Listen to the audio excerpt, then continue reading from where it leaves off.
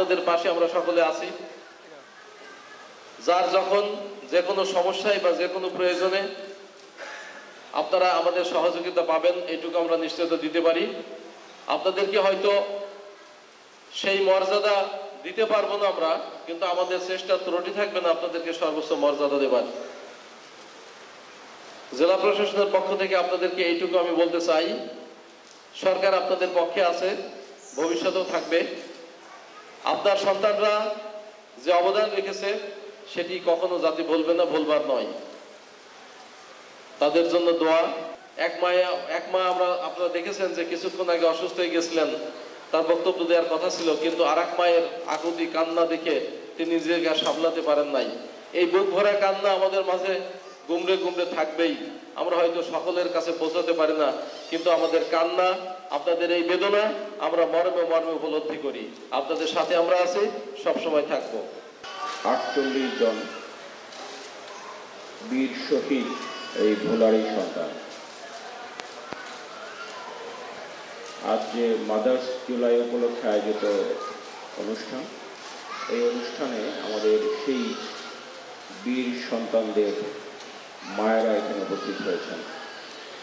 দীর্ঘ সময় ধরে কথা শুনছেন, অনেকে আবেগে কষ্টে নিজেকে ধরে রাখতে পারছেন না।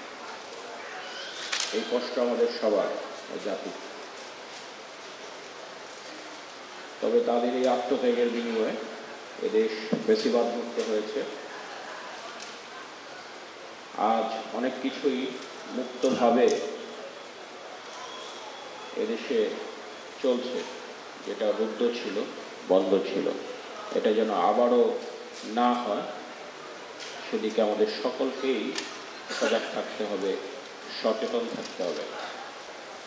আমরা আন্দোলনটাকে ছাত্র জনতার আন্দোলন হিসেবেই জানি, এবং দেশে এবং দেশের বাইরের প্রবাসীরাও এই আন্দোলনে সক্রিয়ভাবে অংশগ্রহণ করেছে।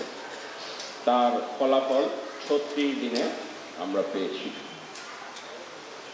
দীর্ঘদিন যাবতীয় এই আন্দোলনটি চলছিল, চূড়ান্ত যুদ্ধটি হয়েছে 36 দিন। এই জন্য আমরা কিন্তু আগস্ট 5 পর্যন্ত গণনা করি না, আমরা এটাকে বলি 36 জুলাই। আজকে সেই হিসাবে 33 জুলাই। একটা কথা বলতে চাই, সেই কথাটা হলো যে ইসলামী আন্দোলন সামনে বুক ফুলিয়ে হাঁটছে, এই সুযোগটা আমরা করে দিচ্ছি। আমরা স্পষ্ট বলতে চাই, একটু আগে সেটা দেখতে পেলাম, আমাদের ভুলে গেলে চলবে না। ভাইদের সামনে আমি এই দাবি জানিয়ে শেষ করলাম। ধন্যবাদ। আল্লাহ তাআলার কাছে দোয়া করছি, আল্লাহ তাআলা তাদেরকে যেন জান্নাতের মেহমান হিসেবে কবুল করে নেন। আমার শহীদের ভাইদের বিনিময়ে আমরা এই দেশকে দ্বিতীয়বার মতো স্বাধীন না করতে